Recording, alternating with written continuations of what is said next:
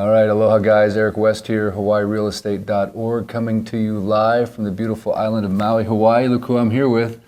Fish has shown up at my home, and we're so thankful to see him again. And we had an opportunity to take all the money that you've given to Fish, and we put it into his hands in the form of cash. You want to show it to him, Fish? Just so you know, your money, your donations are going right into the hands of the people that you've given the money to. So that's $1,000. There's probably more coming Fish's direction. And in this video, when Fish gets done telling his story, I'm going to put some information in the description that if you want to be directly connected to Fish, I'm going to give you his cell phone number or his email address or whatever he's comfortable with so that you can connect directly to him. The organization I'm with is Maui LFG. Let's find the gap. And obviously one of the gaps in these types of crisis is getting money to the people that actually need it versus giving it to places like the Red Cross, and these organizations, as we know, don't always give the money to the people that need it. So that's our commitment, is to give them money directly and prove it on video and share those video experiences, and then also connect victims like Fish to people like you on the mainland or around the world that want to continue support, because people are not going to need just one donation. They might need a text message, they might need a batch of cookies, they might need someone to talk to, or certainly ongoing gift cards and things that you can do financially. But I want to thank you guys ahead of time for helping Fish, for listening to his story. He kind of went viral when he shared what happened on Front Street the other day. It was a complete surprise that he showed up at the end of that at that live, and I believe it was God's timing that you were there. I don't think there's any mistakes, right? And we're here to align with truth and love and to bring transparency to what happened here on Maui. We're not conspiracy theorists. We simply just want to tell you, the world, what's happening. And I believe Fish has been selected to be sort of the first eyewitness to what happened, to tell you what happened that day, because he was there on Front Street, right where all the cars were piled up. He was able to escape, and obviously he's alive. And he's going to share a little bit what happened since that time, and some of the gaps that he's seen out here, some of the things that have been successful with a FEMA application, but he'll tell the story about the FEMA sign, and then also anything Fish has to say from his heart to the people of the world in terms of this crisis and what he thinks is going on, maybe, or how the best suggestions you have for helping. So without any further ado, Fish, I'm just going to ask you a couple questions, and just give me some perspective, if you will, of what happened that day that you were on Front Street, and just kind of walk us through it. Okay. So you were down on Front Street that day, walking, going somewhere. What were you up to? Were you getting ready to go weave, or what were you doing that day? Well, it was very windy, so I decided I wouldn't be able to weave that day. So I left most of my stuff at my camp, and I walked to the bus stop, but the bus never came. And so I walked to Safeway, and the electricity was off. It was dark inside, and so I went in. They were still doing business. They had a big line. I had to wait hour and a half to get an orange juice to drink. And I had no idea there was a fire at all. It was just high winds. So it must have been somewhere around 4 o'clock or afterwards. I noticed a lot of people gathering at the door and looking out. So I went and looked, and I saw the fire across the street at the gateway, and you couldn't even see the gateway because the smoke was so thick. I'd never seen such dark smoke in my life. Lahaina Gateway being the shopping center, right, with the Foodland Farms on the bypass. Yeah. Right. I thought it was gone. There was power lines blocking the road, and so I decided that I looked around and I told people, I said, we should get out of here with these high winds. It could be here in just a couple minutes. And they just kind of stood around looking. So I walked around back of Safeway to Front Street, and I noticed all the cars were lined up all the way into town. And so I started walking towards the highway, on the chart house on Front Street. And there were a few people walking in front of me, one of them with a stroller, and the people in the cars were saying, would you like a ride?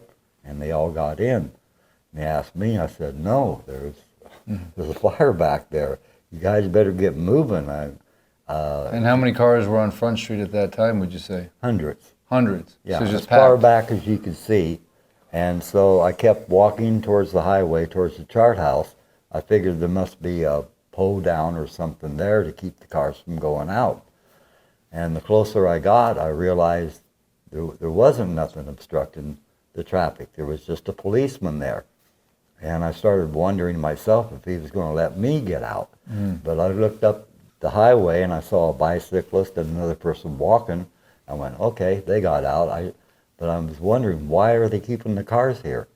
Because they had all the traffic coming from the north stopped, but all the traffic going to the north, there was nothing obstructing it at all. Nothing, nothing.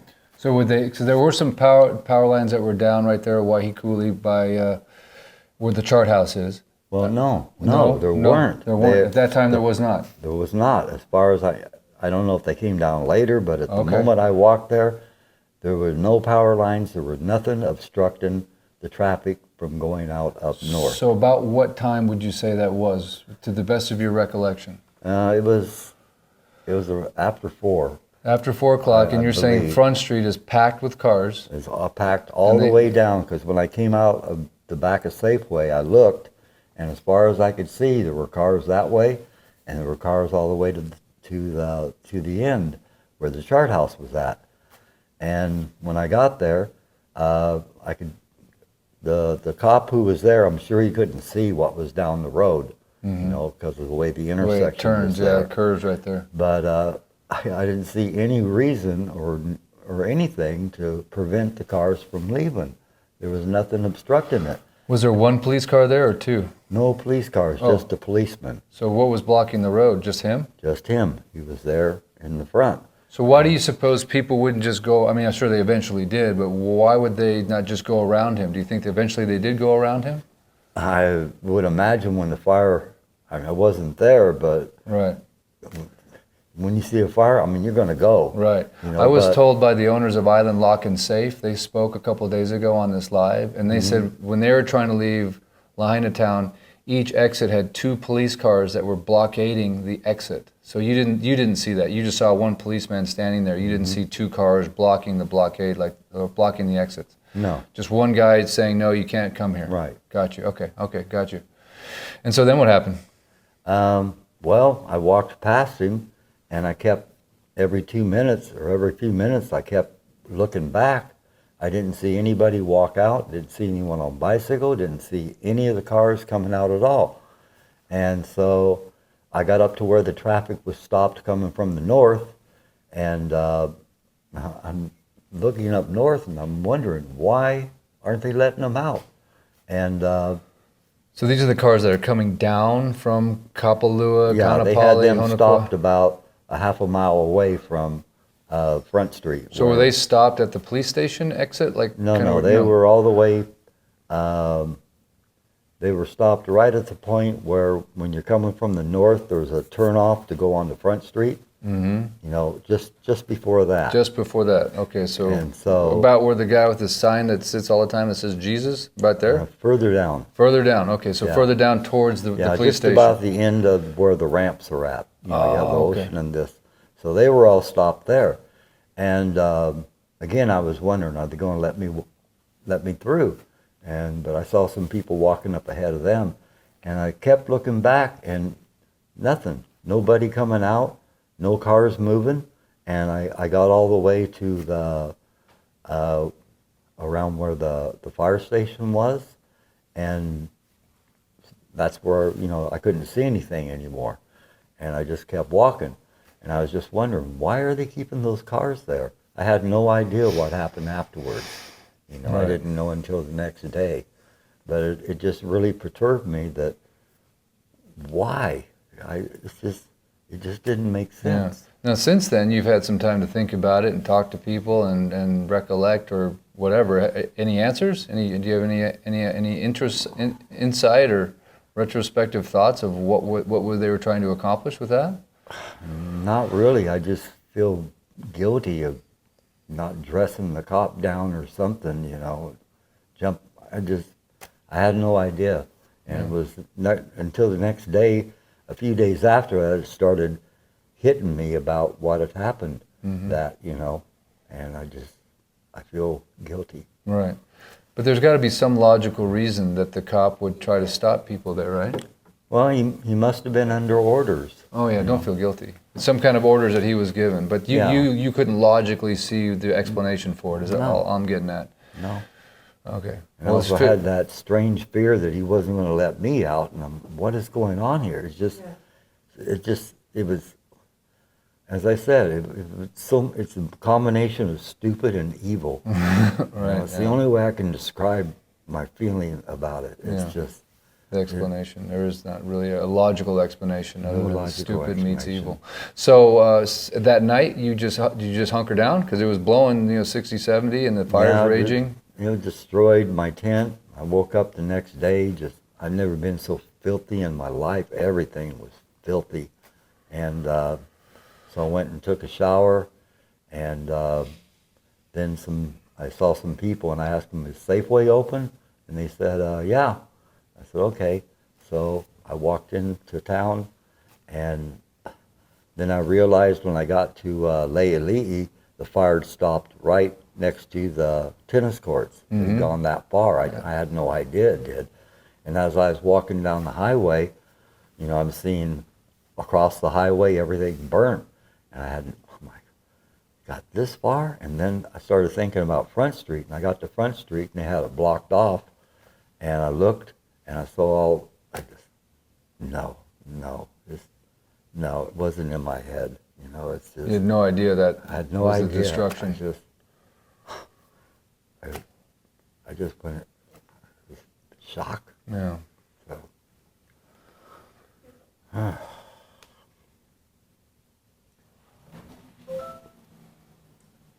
So since then, I'm sorry, Fish. I know I can't even.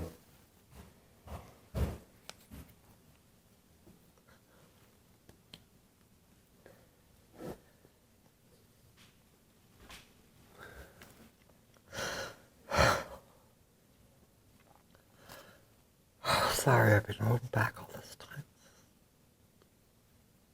Yeah. Yeah, there's really not words to express.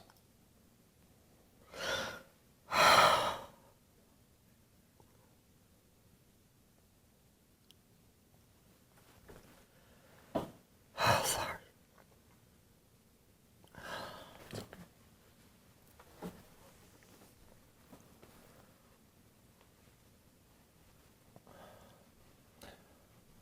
Well, I know one thing that the Hawaiian people have asked for graciously in their press conference was giving the people the time to grieve and to have closure to this event, as opposed to just rushing in and accelerating everything and not giving the people the time that they need.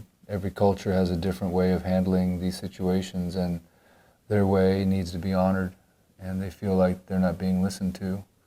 And the government is just kind of coming in and steamrolling this whole thing and fast-tracking this. And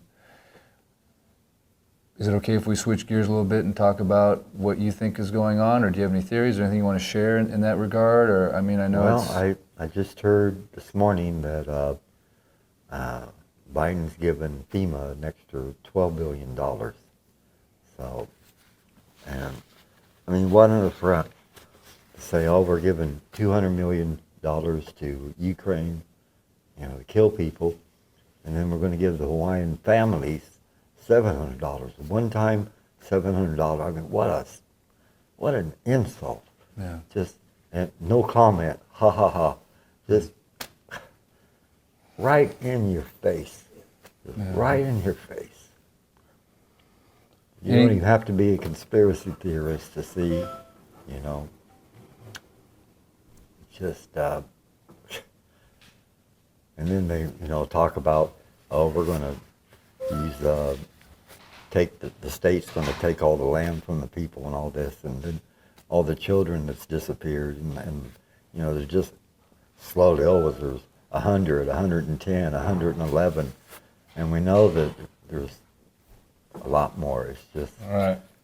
This controlled type of releasing of Data, information and stuff. And no transparency. None. What about the sirens and the alarms and the FEMA, that whole thing about, oh, if they sound the alarm, we're all trained to think that it's a tsunami when that's nowhere on their website. Their website says it's just for emergency purpose.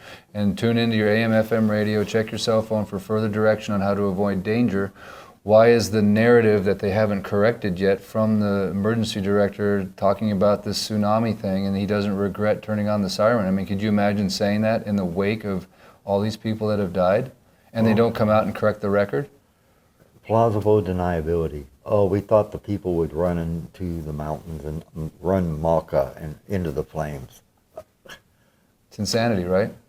That's insanity. That's how they're going to honor. Is he that stupid that he would do that? But is it even more insanity that the officials haven't come out and corrected it for the record? The county mayor, the governor, anybody, the police chief, that no one has come on and corrected the record? Is that the police chief from Las Vegas? You know what happened there? I mean, there's too many.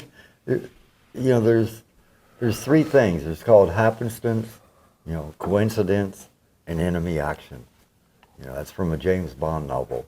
So the happenstance, okay, turn the water off, and then coincidence, the alarms, all this didn't go off, but then you put everything together. No, that's enemy action. It doesn't make sense, does it? Doesn't make sense. It's not to a logical person. And what about the fact that they just changed the law in Hawaii back in July? They made a proclamation of emergency for housing that lasted 2 months, that now in the event of a natural disaster lifts all rules pertaining to historic districts and building permits, and essentially gives the governor carte blanche to do anything he wants. The fact that that law was just passed a few weeks ago and now we happen to have a natural disaster, is that a coincidence? It's beyond coincidence. It's anytime you look like the Weimar Republic and everything, they had a beautiful constitution, but the weak point, the link point was in case of an emergency. The emergency clause all through history has been used like this. Really? So it's that emergency clause you got to watch out for, because that's what they use to, to do what they do, to justify it. So. Anything you want to say to your Japanese audience out there? Gomennasai, boku no kokoro wa Buddha desu. Gomen boku no bunpo wa gucha gucha. Demo, kawai so ne. Zenbu kawai so. Gomen. I can't explain. Wow.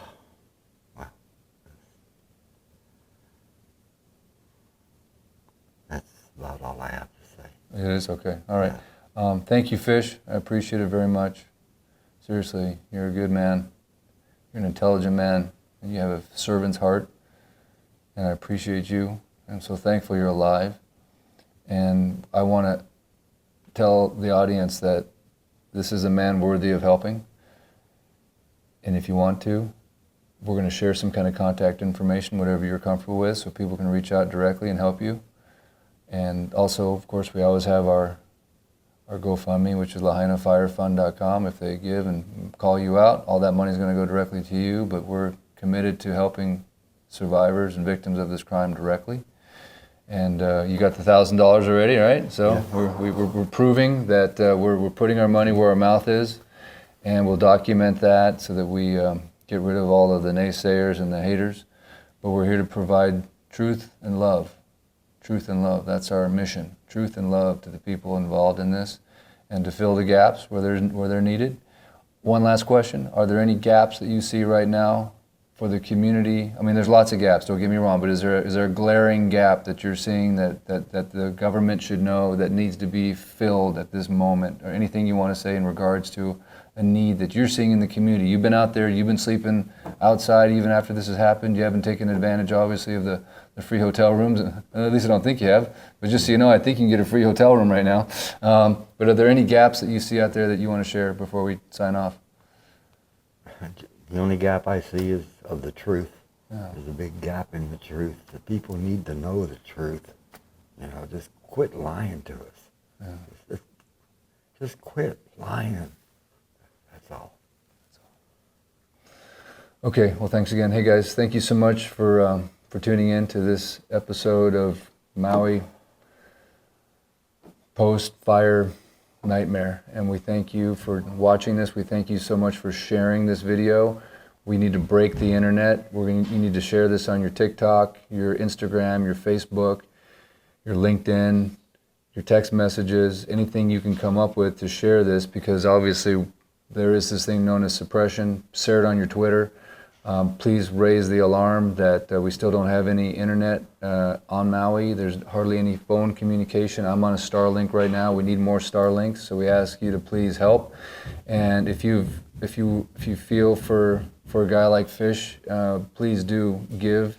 Like I said, I'm going to put his contact information in the comment section or in the show notes, so you can reach out directly to him. But that's what we're committed to. We're committed to taking money that you give it directly to the survivors, and also to connect you with those individuals so there's ongoing support. It's just not this one-time deal. We've got the 808 Club. You can go there. It's the 808 Aloha LFG Club, and you give 108 or more, 808. That's a good donation. 1,008, 10,008. You can specifically call out a person like Fish to give it to, and we will. And then, go to LFG, MauiLFG.org, submit your information as a resource, put in there that you're an 808 Club member, and then we will make that connection. My partner, John Morgan, has created some AI that marries the needs. If you have needs, go to that website. If you're a victim of this fire, go to that website. You can register as someone that needs help. If you're someone that has a resource and you're in the 808 Club or any resource whatsoever, you can go there and click on you have something to offer as a resource, and the AI is going to marry those two. We're creating a database. So we're not just filling the gaps in terms of money, we're trying to fill the gaps in terms of intelligence and bringing together the resources to properly administrate this thing on the go, on the fly. I'm just a real estate agent. John's a life coach. We were just working a week ago, and now we're doing this. So we're doing the best that we can, boots on the ground. So thanks again, Fish. I appreciate it. Much aloha. Can you throw one shaka for Maui? All right. Till next time, guys. Thank you again. Dylan, this is my tech guy. Shut her down. Gotcha.